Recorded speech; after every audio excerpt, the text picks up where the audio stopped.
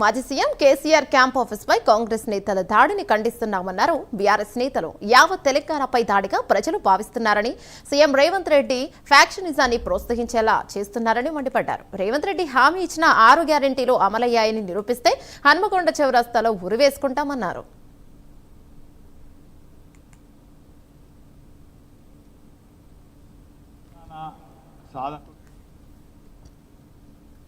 కేసీఆర్ గారి క్యాంప్ కార్యాలయం పైన కాంగ్రెస్ గుండాలు, కాంగ్రెస్ రౌడీలు, కాంగ్రెస్ ఫ్యాక్షనిజానికి శ్రీకారం చుట్టబోతున్నటువంటి రేవంత్ రెడ్డి కనుసైగల్లో వివరించినటువంటి దాడిని తెలంగాణ వాదులు, ప్రజాస్వామ్యవాదులు అందరూ కూడా తీవ్రంగా ఖండిస్తున్నారు.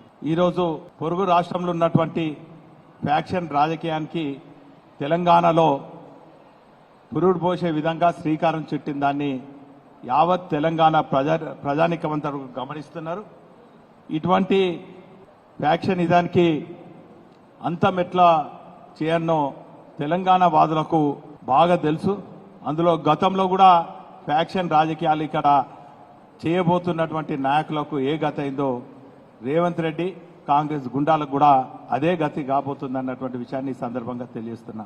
రేవంత్ రెడ్డి చాలా ఒక ముఖ్యమంత్రి స్థాయిని విస్మరించి వింతగా, విచిత్రంగా తెలంగాణ గౌరవాన్ని దిగజార్చే విధంగా వ్యవహరిస్తా ఉన్నారు. కళ్ళు దాగిన కోతిలాగా చిందులేస్తా ఉన్నారు. అది ప్రజాక్షేత్రంలో బహిరంగ సభ పెట్టిన, శాసన మండలి సమావేశాల్లో మాట్లాడినా, వేరే ఇతర రాష్ట్రాలకు పోయినటువంటి సందర్భంలో ఎక్కడ కూడా ఒక ముఖ్యమంత్రి స్థాయి పరివర్తన, ఒక ముఖ్యమంత్రి స్థాయి అవగాహన, ఒక ముఖ్యమంత్రి స్థాయి హుందాతనం అంటే ఈ తేడాను సభ్య సమాజం గమనిస్తా ఉన్నది.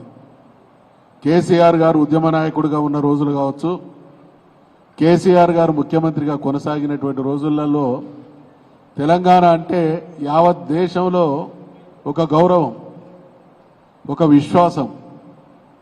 ఇవాళ అటువంటిది తెలంగాణను అన్ని రకాలుగా అబాసు పాలు చేసి తెలంగాణ భవిష్యత్తును అగమ్య గోచరం చేస్తున్నటువంటి అర్భకుడు రేవంత్ రెడ్డి అనేటువంటి విషయం మీ ద్వారా నేను మనవి చేస్తా ఉన్నా.